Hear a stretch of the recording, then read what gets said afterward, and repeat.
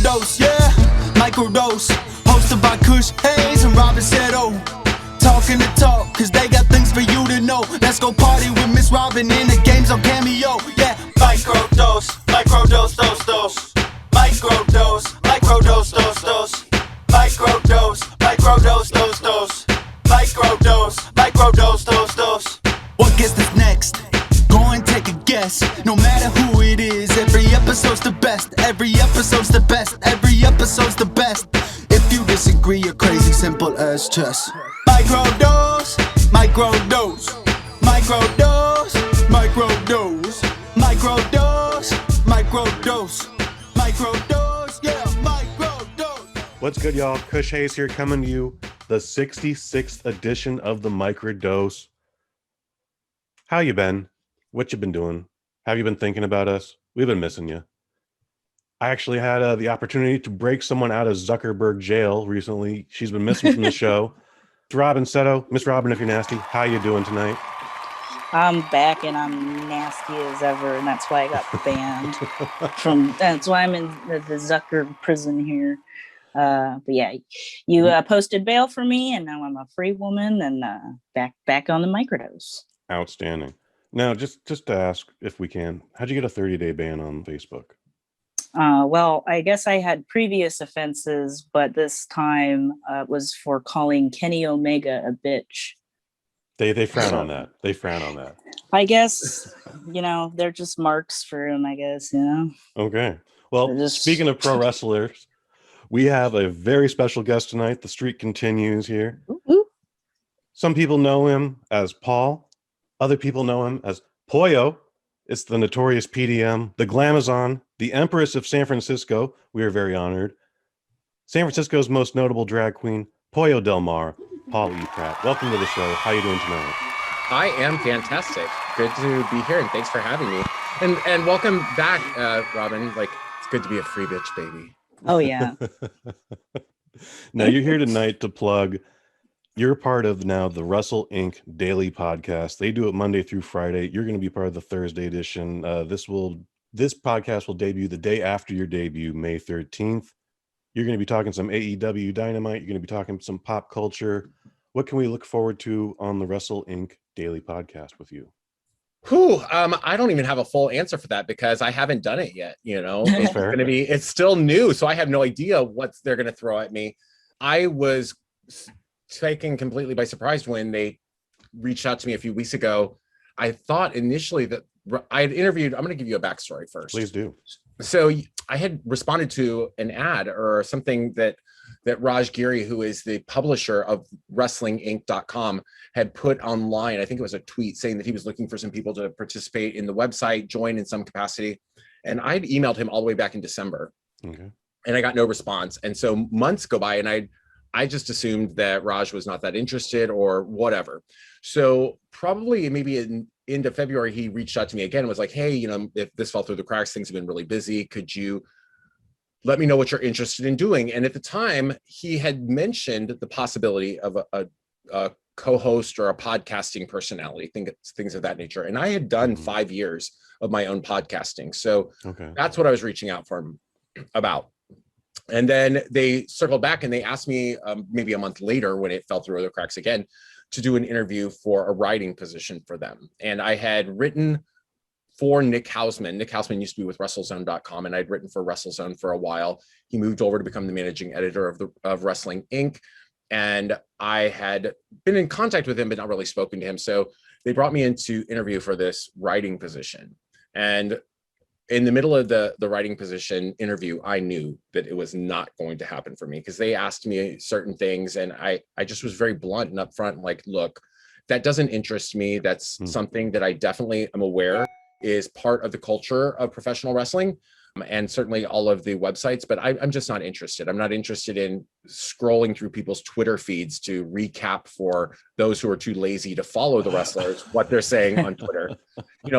I've been a professional journalist for most of my life. And to me, the idea of boiling that kind of job down to screen capping people's tweet feuds or whatever, it's just not interesting, right? Like Mhm. I'd much rather interview the person and talk to them about what their beef is or their issue is or their stance on certain things than screen capping. Mhm. And, when I got off that interview, I was like, well, you really shot yourself in the foot with that, Disagree. but at the same time, like I recognize for myself that if I'm not passionate about something, I'm not going to give it my all. Mhm. So they circled back to me a few weeks later, and I thought they were just inviting me on to be a one-time co-host, like a Mhm. guest, right? Yeah. And I've done that in the past with different things. And then in the midst of this conversation, Nick Hausman was like, well, no, we are expanding the Wrestling Inc. daily podcast to 5 days a week, and we are doing a different co-host each week. And initially it was going to be a test run, but I guess they've heard me on a variety of podcasts, or maybe they listened to my podcast, they did a little homework, and they invited me on to be the co-host. And I'm flabbergasted because the Wrestling Inc. website is a big deal. It's very credible within the industry, and I'm very pleased to be joining them on a weekly basis every Thursday, noon Eastern Standard Time, on all of the Wrestling Inc. social media platforms, from their Facebook, which Robyn, now you'll be able to join, Twitter, Right. Twitter, YouTube, Twitch, all of those things. That's a long way to say I have no idea. I'm for sure we're going to be recapping AEW, but in my big hope, fingers crossed, is that Nick and I actually have some kind of a chemistry on air, because we really don't know each other than kind of contributor editor relationship and through email. So it's very important, as both of you can attest, that two personalities have a good rapport for the listener to be able to feed off of that in a podcast. And it builds, and you gotta just let it grow and evolve and breathe and all that jazz. But a firm no gets way more respect than a hollow yes or an empty yes. Okay, because if you had taken that job, it would have just shown that you're like, oh, this is some bullshit, and why did I agree to be a part of this? It's very obvious, no matter how much positive energy you try to put into it. So, but they wanted you, and that's how this came to be. That's amazing.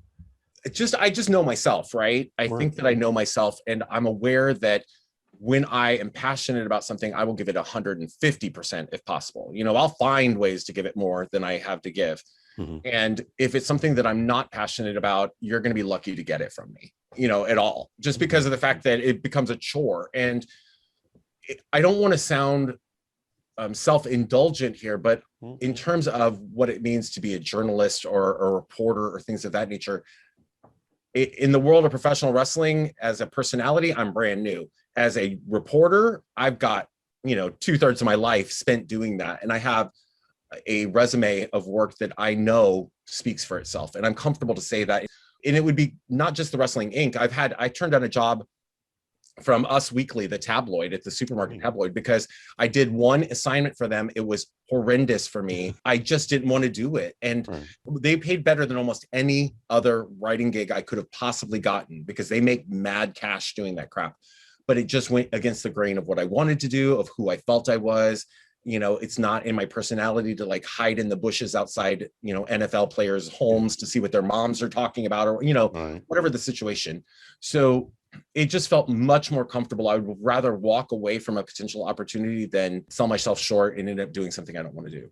Those writing credits include Gloss Magazine, San Francisco Bay Guardian, and HuffPo, just for those who aren't familiar with what we're talking about here. This is how deep his lineage goes here. And I've submitted and worked with the San Francisco Examiner, the San Francisco Chronicle, Sacramento Bee, Advocate Magazine, a variety of publications. I used to write for 75 publications around the world. That sounds exhausting. How do you keep up with that? It was, because I was a freelancer. So I was contributing to 75 publications, making like $25 each story I was doing. So it was the hustle was real, boo. Like, oh my God. The hustle was real. Yeah. Now, in addition to being a writer and being a podcaster, you are a performer in more than a number of ways here, but some of your credits also include you've opened up for Katy Perry, Lady Gaga, and Cyndi Lauper, is what my notes here say. Oh, wow. So I actually, oh my God, I feel like I need a mental reset. Right before this podcast, I was in drag, y'all, and that gives me a bad attitude. Okay. The person behind the makeup doesn't have the attitude that I feel coming across here. I opened for Britney Spears. I was actually on stage with Gaga, Katy Perry, and Cyndi Lauper. And drag has been a real trip. I'll tell you that. It has given me so many opportunities, and so to perform with these people that are amazing and unbelievable, and to have this audience. I'm trying to find this place of gratitude, because that's the real person I am. Like, it's really given me a sense of community and connection with people that I would never had that opportunity to bring into my life. And I'm really grateful to drag. I'm really, really grateful to that. When did you decide to make drag a part of your life? When did Paul meet Pollo or create Pollo? Yeah, so Pollo Del Mar was born on April 27th, 2006, to be very specific. That was the first time Happy birthday. she was born and walked onto a stage. And that is the very same day, literally, that my drag career started. I got plucked out of an audience. I had done a fundraising event, and I went to a drag show in drag just to enjoy that moment, like to feel glamorous and pretty in public. And the show host plucked me out of the audience, put me on her stage, and continued to put me on her stage for a better part of the next 2 years. I'd never met her before that night. We became best of friends until she passed away in an unfortunate situation a few years ago. And it's really, I feel like you're given opportunities and skills and talents that are just inevitable, really. And I think that is a perfect example of that. I went out just to have fun, and next thing I knew, within 6 months, it was literally paying for the roof over my head. Wow. Does it ever feel like a job or come off like a job? Hell yes. Okay. Yes, I mean, That's fair. absolutely.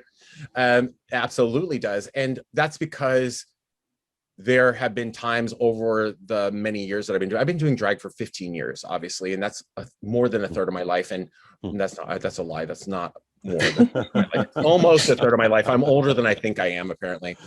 Okay. I've been doing it for 15 years. And when something becomes your source of financial income, your income, there have been times when I was just sheerly exhausted, and I still agreed to do things because it was money. I wanted the money. And I think what made it truly exhausting was that, because of what I said earlier, like, I really have to feel this passion about doing things. One of the things I'm most passionate about in relation to drag is community building and fundraising. So while I was doing all of the stuff that paid my bills in drag, I was also using that same persona to raise money for the community and be there part of the community and do activism and things like that. So there were periods of time where it felt like I was in drag every day for God knows how long, 8 to 10 hours sometimes, just going from one thing to the next thing to the next. And that does get exhausting. And there was even a time where I experienced burnout, and I thought, do I want to keep doing this? That was probably like 6 or 7 years in, so obviously the answer was yes. But I had to ultimately cut back for a little while. Just, it became a scenario where, for my own mental well-being, I had to say, she only gets to come out a few days a week or whatever. I had to learn to find a balance to make time for myself. And I think that people who may not have done drag, the best thing I could relate it to is when you are in a relationship with somebody else and their needs take significant priority over your own, and you start to place all of what they need in front of your own, and then you find yourself like, I just have nothing left. There's no gas left in the tank for me to do that, and I need to recharge. And the reason I use that example is because when she exists, like the person behind her, me, I have to put my stuff aside. Like, I can't be out in public trying to have a good time with people and bring all my emotional baggage with me, or whatever. So a lot of that had to get compartmentalized. As I mentioned at the top of the show, Pollo Del Mar is a musician, is a glamazon, an empress, the most notable drag queen. Who's Paul? Getting deep. Yeah, like that.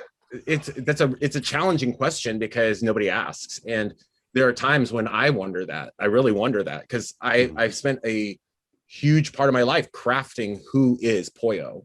Who is she? What is that personality? What does she look like? What does she do? The person that I am, I'm a son. I have a mother who is amazing, and I just celebrated Mother's Day for her and with her. I called her and we spent a good hour on the phone together. Nice. I'm an uncle. I have 2 nephews and a niece who I just think are amazing, and one of the best experiences of my life. I got so much joy out of it. went to see my family at Thanksgiving, and I ended up staying with my mom for several months because California had closed down. So during that time, I got to take my nephew, my oldest nephew, Tyson, to his very first ever pro wrestling event. It was actually his first ever live anything event other than like high school sports or things like that. So I got to introduce him to the world of professional wrestling, and that was incredible. I bought a season passes that night, and we went for like every other week for 3 or 4 months. I'm a journalist. I am a dog dad. Oh.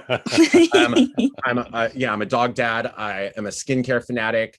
I love to watch crime dramas, as my mom, God love my mom, because when I was at her house, I had like a 48 hours mystery, or I would literally walk in the door from work, throw my stuff down and be like, Mom, see if somebody's getting murdered on TV.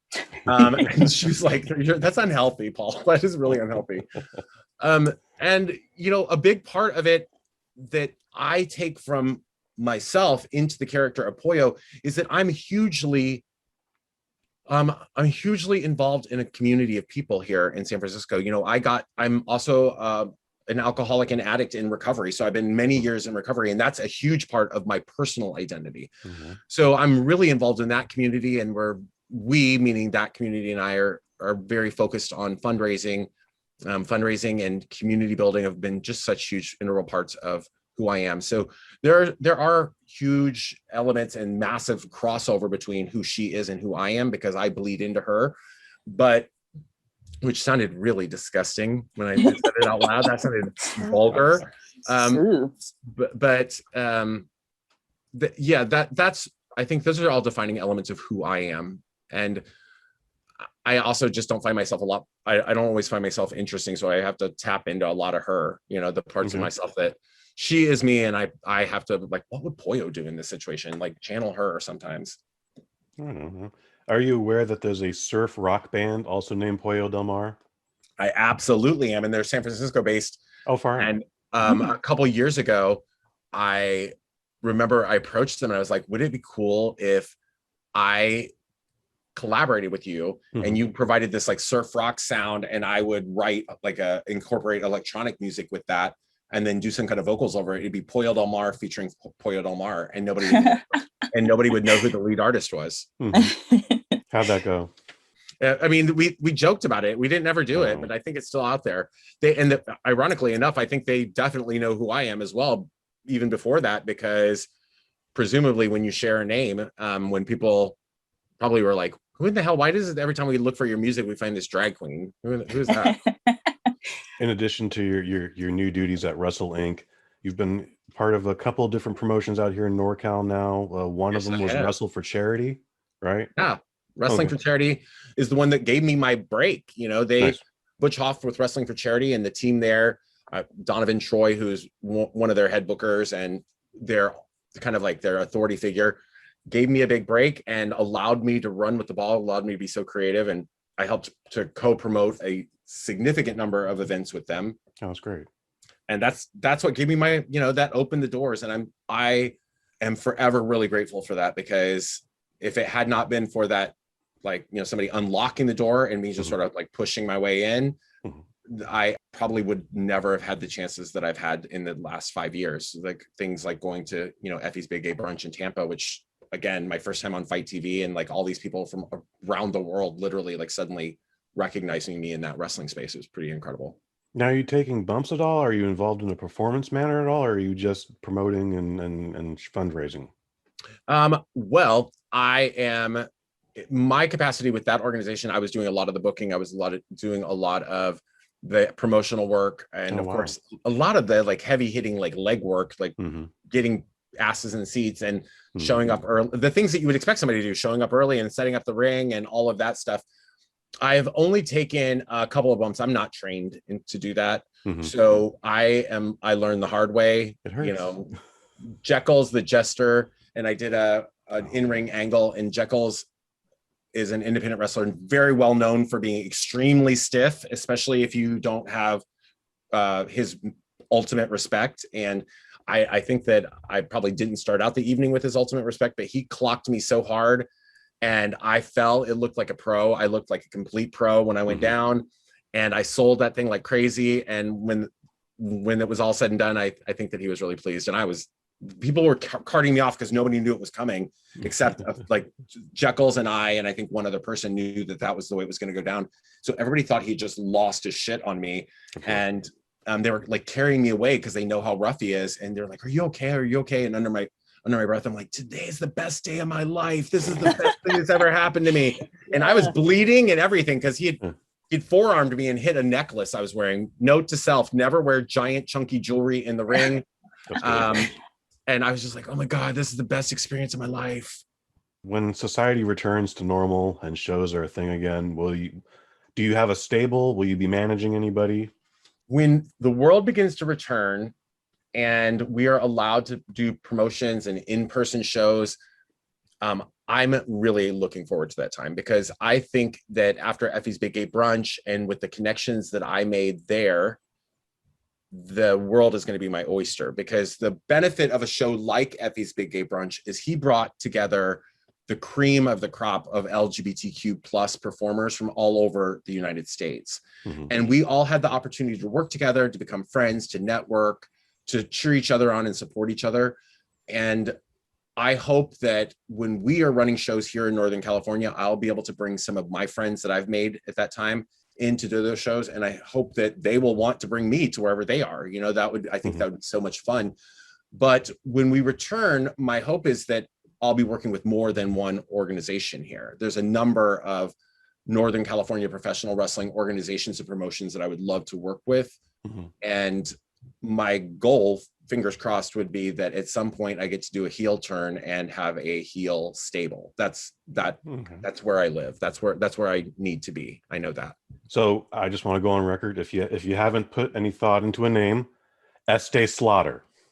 Hey. Estee Slaughter. Oh, that's a good one. Estee Slaughter. I like that as a drag name. It's also a good roller derby name if you decide to go into a different career path. Yeah, absolutely. Estee Slaughter. I like it. I wonder if there would be a cease and desist. I work in the beauty industry outside of, all of this. I'm like, I wonder what my friends at the actual Estee Lauder would think of this. But I think Estee Slaughter is amazing. Who would be in Estee Slaughter? Who's your top 5? You need a tag team, you need a champion, you need an enforcer, and then there's always arm candy. It doesn't have to be that order, but it should be something close to that. Yeah. So give me some parameters. Anybody currently active on TV or off TV? Oh, only active.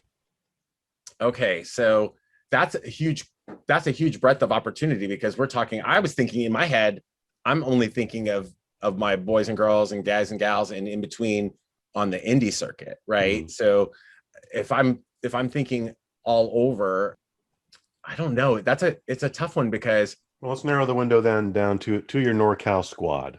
If I would love to build my NorCal squad out. I want to bring people in. So the group that I would love to have, I'm just going to go on record. I want Effie and Zicky Dice. I already gave them a tag team name. It's 2 in the Pink. So Effie and Zicky are my tag team. MV Young is my enforcer.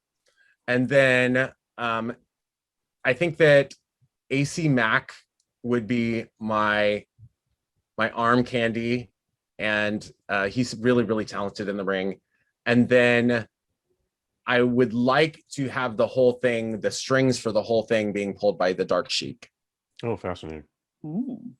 Dark Sheik, for those who may not know her, is the mastermind behind all of Hood Slam, and hugely successful promotion here in Northern California. One that I've been clamoring to be part of for a really long time. I'm if it's possible to be in love with somebody that just based on their mind and what they bring and present to the world, I'm in love with Dark Sheik. I'm in love with what she represents. I'm in love with the way she thinks. I'm in love with how chill she is about everything, but chill without being oblivious. You know what I mean? Some people are just like so chill because they pay no attention and are like, so not at all. She's brilliant. I got to the sheer delight of rooming with her for the weekend of April 10th when we were in Tampa. And yeah, it went from being impressed by and a fan of to in love with the Dark Sheik. She's just everything. I remember officially wanting to never try to even promote anything ever again when the Sheik got eventually to a point where her worst draw and show was still like 3 times as big as one of my best shows. Oh, absolutely. It's like the game is over. Yeah, absolutely. And that's the thing, like Sheik has hit on, it's lightning in a bottle, really. Hood Slam is lightning in a bottle, because I don't think that if you went and tried to recreate that somewhere else, even if she tried to recreate it, she probably couldn't. It just became this perfect combination of entertainment, professional wrestling, and a cult following that are willing to accept anything that they do. And I just love going to their shows. I love being around the performers. They're awesome. And yeah, it's brilliant stuff. I need to stop putting her over, because people are going to be like, I don't know, people are going to like start to think there's something going on behind the scenes or something. I just adore her. All right, well, let them think what they want to think. Exactly. I'm hearing some music here. I think it's time for the Setos Cameo Party. Oh, damn. Uh-oh.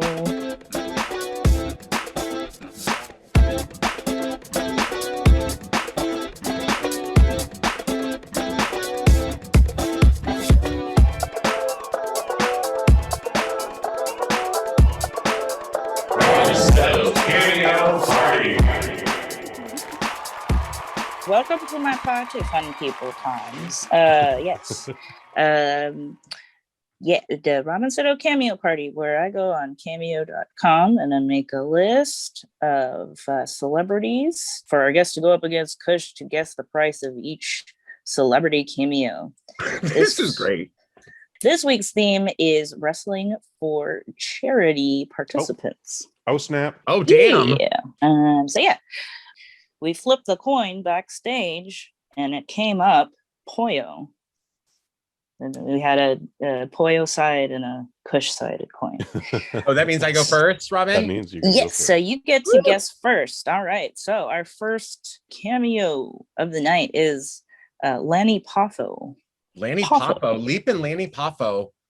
Robyn, do you know he's the brother of Randy Macho Man Savage? Yes, he's the quote unquote baby brother of Macho Man. Yeah. And I just remember wishing, like, he got a few opportunities in WWE. He never got to like become as much. He always had to live in the shadow. Okay, what do I think his cameo price is? I will say Leapin' Lanny Poffo, the genius of WWF, sells his cameos for $75. 75. That's probably a really good guess, actually. I also remember Leapin' Lanny Poffo as the genius, and he'd always do a poem that he'd apparently just make up on the spot, despite having the scroll there. Like, from what I understand 2 things. Lanny Poffo freestyled all of his poems, and he also had the ability to go down on himself in the locker room. Those are the only 2 things I remember about Leapin' Lanny Poffo. Having said that, I'm gonna guess it's a little higher. Wait, he does autofellatio? That's the word. He's oh my god, that makes me much more interested in him. Maybe you can get him to do it on a cameo. Thank you. I would pay $75 to see it. He's probably going to charge a little more for that on Cameo. That's probably an OnlyFans account too, actually. Ooh. I'm going to say $100 for Leapin' Lanny. 100. Well, Mr. Leapin' Lanny is only charging $50 for one. So, Oh, that was my man. second guess. No points. No Oh, points. It's That's okay. really weird. Like he jokes aside, he's a legend. It's weird. Yeah. Well, okay. Moving right along here, we've got the Metalhead Maniac Sledge. Ooh, Sledge was, Oh. of course, our Wrestling for Charity champion when I first joined the company. And now he can be found in Ring of Honor. So good on Sledge, moving up in the world. I will tell you, he used to drive like 3 hours to get to our show. He lived somewhere down like San Luis Obispo or some bullshit, and would drive forever to get to these shows. So I'm gonna say that now that he's in Ring of Honor, Sledge charges $35 for a cameo. Sounds very modest. That sounds very modest. I don't know Sledge at all. I have had the pleasure and privilege of seeing him wrestle Jeff Cobb at one of John LaRocca's events out in San Jose. The man shares a Superman tattoo on his bicep, so he's okay with me. I'm also going to say again, $100 for Sledge. 100. What? The Metalhead Maniac is charging 25. Oh, that was my first guess, and then I upped it. Shit. Ooh, I'm gonna start going with my gut. Yeah. 2 times my gut got overruled by common sense, and it turned out to be not so common. Wah, wah, wah. Well, he was just mentioned, Mr. Jeff Cobb. Ooh. Outstanding. Oh, yes. Okay, so first of all, I love Jeff Cobb's work. Jeff Cobb as Jeff Cobb. Jeff Cobb when he was in Lucha Underground under a mask. All of it. He's outstanding. And it's a gift, I think, to live in the Bay Area where we get to see people like that on a regular basis, you know, where he was our APW Universal Champion. And after one of those shows, I actually hung out with him in a Nation's Hamburgers restaurant. We were talking and chatting, and I was like, I don't regret that situation, but looking back on it, I was like, oh my God, you look like the ultimate hanger on, because I was there, like, oh, dude, name dropping, like my friend was on this show and whatever. And he's like, I mean, he was just really cool. I could have just probably talked to him regardless, but I am going to say that Jeff Cobb, I'm going to guess $50. 50. 50. 50. 50. 50. I don't know Jeff Cobb also, but I have had the pleasure of meeting him a couple times. The next time I do meet him, I owe him an apology. This apology is due to he's got the Olympic insignia tattooed on his back. And so me being me, a big bag of rocks, I figured he was on the U.S. Olympic team. So when I saw him at a King of Indies show, WrestleMania weekend, WrestleMania 31, I started chanting USA, USA, because I thought I was supporting Jeff Cobb. No. I find out later on a podcast, no, he was on the Guam wrestling team. Yep, Romanian. Tomorrow, come on, tomorrow. Fucking asshole. So, my apologies to Jeff Cobb. He is a phenomenal talent. It's I want to only see him do better. I'm going to guess $75. 75. Well. He's charging $30 for a cameo. We are stuck. We are sucking at this. This is the worst I've ever done. Well, I usually statistically get one correct by accident at this point. At this point, we've gone over on every one of them. You just like them too overvalue much. The player. That's your problem. You like these people too much. All right, next we have King of the Dick Flip, Joey Ryan. Oh shit. You know, God, I'm hesitant to say anything about Joey because Joey right now is persona non grata in the entire world, you know, and there's a lot going on there and there's a lot to unpack. And, you know, I never want to sell anybody who has been victimized or has been in a place that's uncomfortable to them. I want to give validity to those people, but in another sense, like every instance that I ever interacted with Joey Ryan, he was like literally the nicest person. And so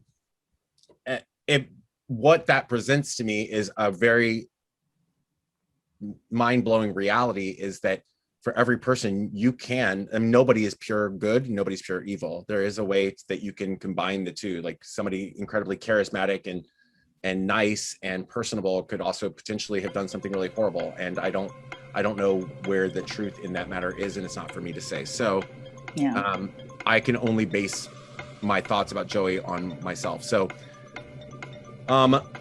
right now, I would think that his cameo is either something like $0 or like hundreds and hundreds of dollars, because if you really want it, you're going to get it.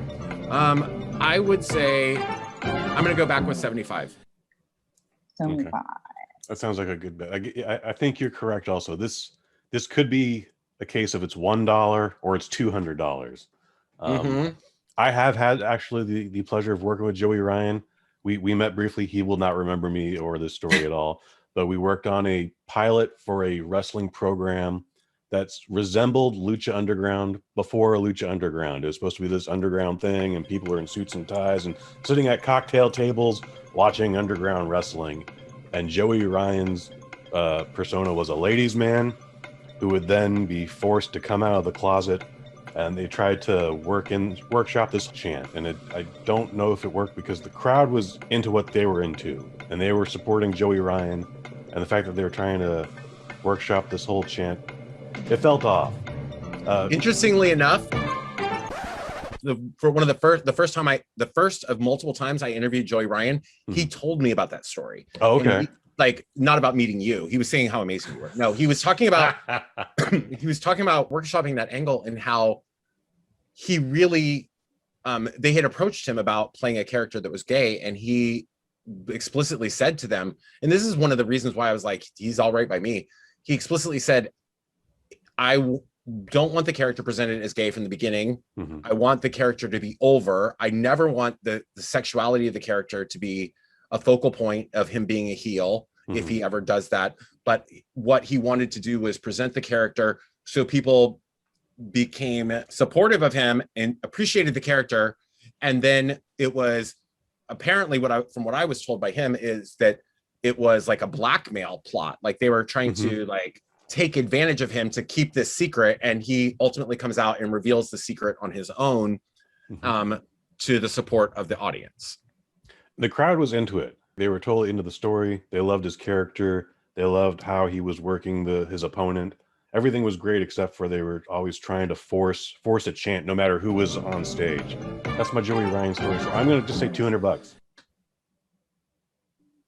All right. Well, Joey Ryan is charging $50. So, I mean, it's still tied up 0 everything. 0-0. 0-0. This is well, there's still one left. God, this unexpected tiebreaker. Well, Miss. I wish the listeners could have seen Robyn's face. She's like, thoroughly unimpressed with us. I make some funny faces. Don't worry about it. Miss Thunder Rosa. Okay, so I have worked with Melissa, and I don't feel like I'm revealing anything because she's been referred to as that. I've worked with Thunder, I want to say 3 times. And my funny Thunder Rosa story is that I want to say it was like the second time I worked with her. Now, remind you, these shows are small. They're cramped dressing rooms, and I'm in drag.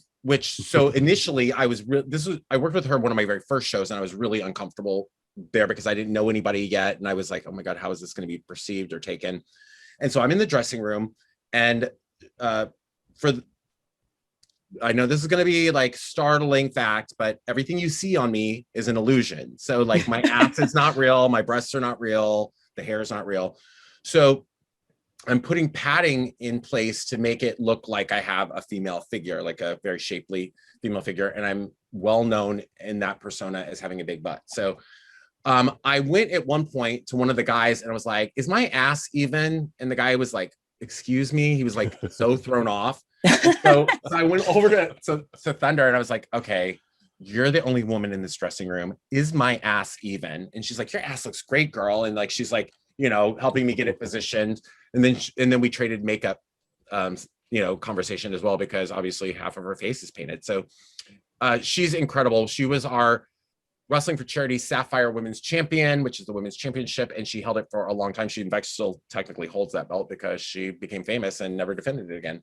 But incredible talent. And I think that the world is truly going to be her oyster, because I would go on par with saying that before she even got to AEW, she was as popular in the eyes of most fans as anybody that the WWE has created in a number of years. So short of like the 4 main women in WWE and now I would say Bianca Belair. I think that she could hang with any of them in terms of the popularity alone. So I'm going to say $100. 100. That's probably a perfect bet. I don't know Miss Thunder Rosa, Miss Cobra Moon.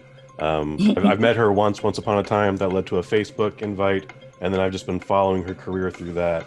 And she's all about hustle and determination and not letting doors close, and she makes things happen.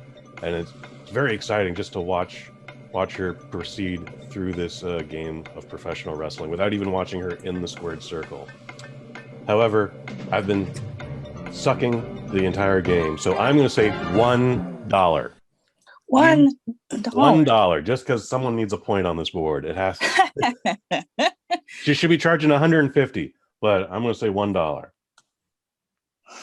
Well, she's charging $60. So I guess that means Kush, you are this week's winner. Rude!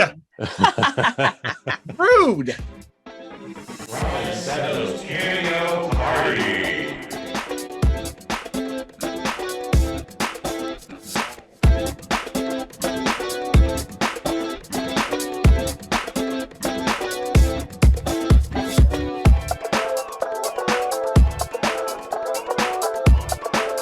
Robyn Setos Mystery Party.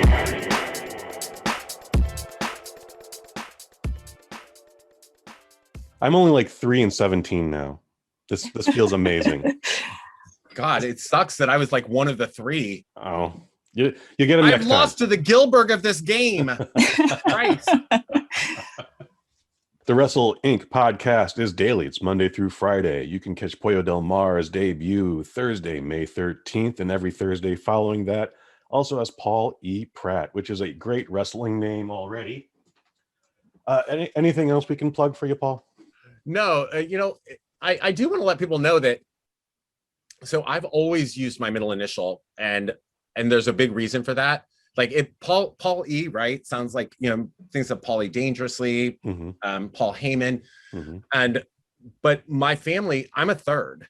So I used to go by, like, when I really wanted to sound pretentious, and I always thought like Paul E. Pratt the third is like, it harkened me back to like Percival Pringle the third and all of these personalities. And when I was a kid, like, I always actually wanted to have a male wrestling manager persona that was Preston Everett Presley the third. That was like, that's what I wanted to. And so the fact that I'm a third and I lived in a multi-generational family household, like, so there was my grandfather, my dad, and me there, people would call and be like, could I speak to Paul? And everybody, they'd be like, who, which one? And people would be thoroughly confused. So my mom's family calls me Paulie P, and because they called my dad Paulie, and then my people who know my dad's side more, they knew my dad as Paul Jr. and Paul Sr., and then I was Paulie. So I've always gone by that. And this is just when I wanted to start writing, I wanted it to sound more distinguished. So I always added the middle initial, largely because there was another Paul Pratt who was writing somewhere, and like, strangely enough, for like a Chinese coffee magazine or something like that. Wow. He had a whole thing going on over there. And I was like, okay, so it's time for the initial, but it's going to be interesting to sort of strip away her and let me shine for people. It's going to be exceptionally weird because it's a video, right?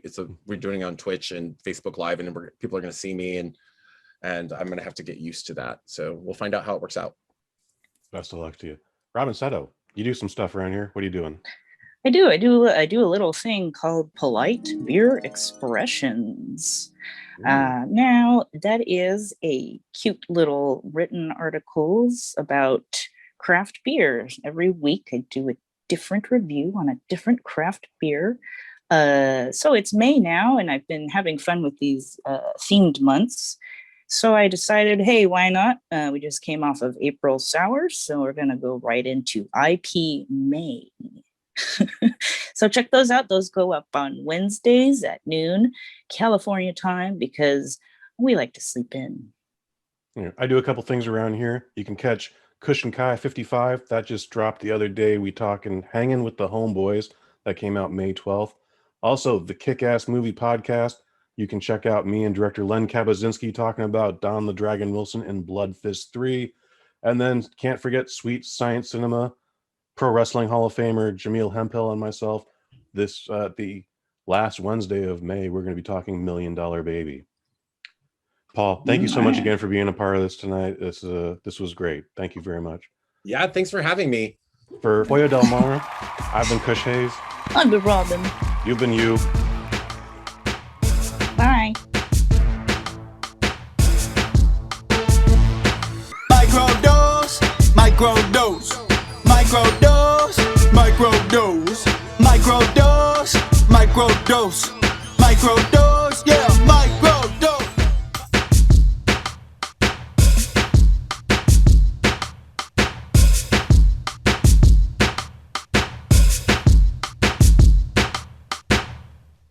From the BosNet family. I already gave them a tag team name. It's Two in the Pink.